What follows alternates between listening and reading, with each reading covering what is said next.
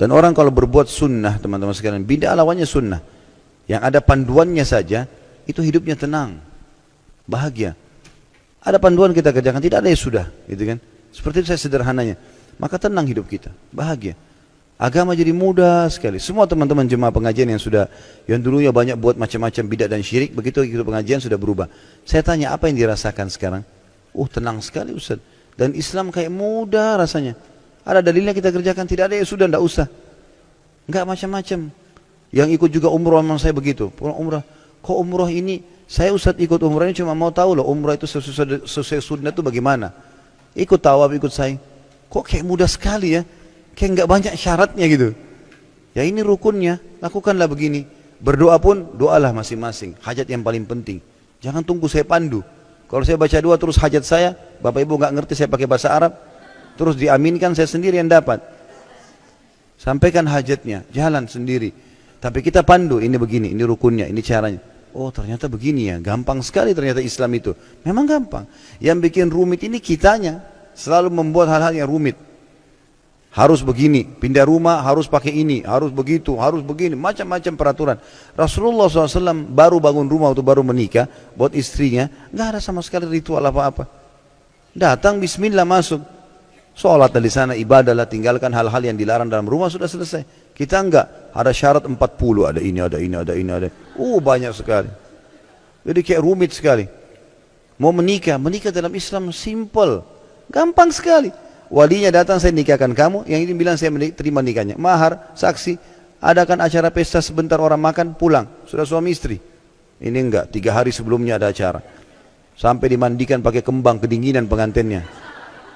Masuk angin, malam-malam lagi. Ada syaratnya, harus di teras belakang rumah, harus apa, waduh, rumit. Rumit, jadi macam-macam. Apalah, pokoknya kalau anaknya lahir harus apa, rambutnya dimasukkan ke dalam kelapa lah, harus tali pusarnya ditaruh. Itu tali pusar biar kita taruh di tempat sampah, nggak apa-apa. Dibuang, karena disuruh buang. Nabi SAW suruh buang. Nabi mengatakan, cukurlah rambutnya di hari ke-7 dan lepaskanlah ya sisa dari perutnya itu. Disuruh buang, rambutnya ditimbang pakai timbangan perak, disodokahkan nilainya, sisanya dibuang saja, ditanam, dibuang nggak apa-apa. Ini enggak, macam-macam harus dikendi, kendinya juga harus warna apa. Begitu tuh waktu anak saya lahir di satu klinik di dekat rumah, saya nggak tahu, rupanya itu dibawa ini Pak, plasentanya. Ada bahkan bahasa yang suster itu, ini saudaranya. Saudara dari mana? Itu bukan manusia itu. Itu cuma plasenta yang menyambung antara si ibu sama bayi. Kalau dia makan apa-apa, dia minum apa, kan disalurkan ke situ untuk bayinya. Ini enggak, dianggap saudaranya. Saudara dari mana ini? Kan jadi kemana-mana gitu ya. Karena sudah jauh dari agama, jadi kemana-mana. Ini kalau kita mau jabarkan banyak sekali gitu. Banyak sekali. Ada yang mengaku saudaranya buaya. Ya, saya dengar begitu. Nanti saudaranya buaya, saudaranya sering datang dulu ketemu neneknya lah di belakang rumah lah segala. Dari mana hukumnya manusia bisa punya saudara dari buaya itu? Manusia ya manusia, nggak bakal pernah bisa, gitu kan? Nggak mungkin gitu loh. Maka ini kadang-kadang kemana-mana bahasannya, karena sudah ditarik ke situ, padahal sebenarnya tidak ada, tidak ada. Buaya ya buaya, manusia ya manusia, hewan-hewan, ada alamnya sendiri kan gitu. Bahkan ada manusia, sekarang ada ilmuwan, saya lihat cuplikannya, mereka coba mengadakan jadi gen itu bukan hanya ke manusia, tapi dicoba manusia ke hewan misalnya. Tidak jadi manusia, tidak jadi hewan, rusak, mati, cacat. Kuasa Allah SWT. Bagaimana bisa ada punya saudara sempurna, buaya putih, buaya ini dan seterusnya. Ini subhanallah, harusnya bisa diperbaiki ya. Tapi sayangnya kita benda turun-temurun. Sampai ada neneknya mengatakan, itu kau jangan lupa kita ini keturunan buaya.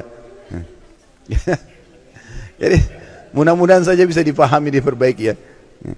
Saya tidak bermaksud siapapun ya, karena saya tidak tahu ini ya. Saya cuma mengatakan apa yang saya dengar dan saya disampaikan. Karena banyaknya yang terjabarkan. Ini kalau kita buka pintunya, nggak kembali kepada syariat Islam, nanti kemana-mana ini. Apa saja bisa jadi. Dan manusia suka ngarang-ngarang. Sekarang gini, kita jalan di jembatan nih. Lalu kita lihat ke jembatan itu di pinggir jalan. Lihat saja, tidak usah buat apa-apa. Nanti kalau ada orang lewat di sebelah kita, dia juga ikut lihat tuh. Saking mau tahunya. Kita nggak ngomong apa-apa nih, kita jalan nih. Sebentar, belum selesai. Jadi pada saat kita lihat, kita nggak ngomong apa-apa, mungkin cuma kita lihat air ya, jalan. Ini orang penasaran, tadi itu orang lihat apa, dilihat-lihat sama dia. Nanti orang ketiga lewat, ada apa? Oh tadi ada gelembung air. Apalah, padahal tidak ada apa-apa. Nanti dia pergi, orang keempat datang, oh tadi ada buaya. Ini panjang ceritanya. Nanti ada hantu nenek-nenek lah, apalah. Kan begitu. Satu kampung jadi tahu, takut lewat situ kalau malam Jumat. Karena begini dan begini. Karena begitu, dan mulut ke mulut.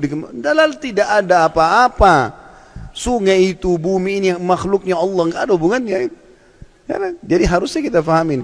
Dan seorang muslim harus kembali kepada kemuliaan Islam. Islam harus ditradisikan, bukan tradisi diislamkan. Harus kita ganti. Kalau tradisi kita sudah dengan Islam, kita terima. Kalau tidak, ya kita ubah.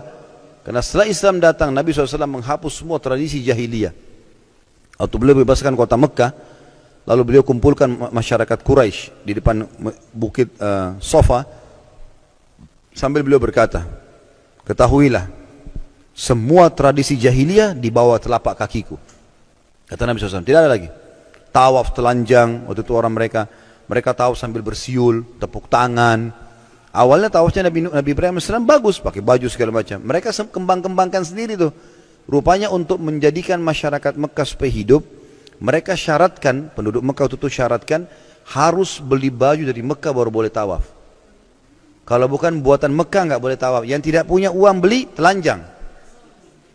Begitu. Dan Nabi SAW, Mekah itu masih terus di dekat Ka'bah tawaf telanjang sampai pembebasan kota Mekah. Itu sudah tahun 8 Hijriah. Nabi sudah hijrah, baru Nabi waktu bebasin Mekah baru kasih peraturan. Tidak ada lagi tawaf telanjang mulai hari ini. Nggak ada siul-siul, nggak ada tepuk tangan dalam tawaf. Semuanya takbir, tahlil, beristighfar kepada Allah. Diubah ke Islam, tradisi-tradisi mereka. Suka taruh patung-patung, Nabi hancurin semua patung-patung mereka. Nggak ada patung, nggak boleh lagi kesyirikan, dibersihkan semuanya. Jadi dihapus. Makanya tadi saya bilang yang benar Islam kita tradisikan. Makan, minum, pakaian, pergaulan, pendapatan, semua Islam. Udah, selesai. Mau suku saya bilang apa, sesuai saya ikuti. Tidak, ya kita ubah. Bukan aib itu kan, untuk kembali kepada Islam. Makanya kita punya standarisasi hukum. Kita ke Afrika, kita ke Jazirah Arab, kita ke Eropa, kita ke Asia. Sama, duhurnya sama, sholatnya, waktunya, kewajiban dalam sholat itu kayak wudu, hadap kiblat, tutup aurat, semua sama. Yang batalin sholatnya semua sama, waktunya semua sama. Nggak ada bedanya. Standarisasi semua. Azan sama semua azannya. Sholat imamnya sama semua. Caranya. Bacaan Qur'annya sama, tinggal pilih surah apa yang dia mau. Tidak ada bedanya orang Islam itu. Dari suku manapun dia. Nah itu yang semestinya kita bisa terapkan.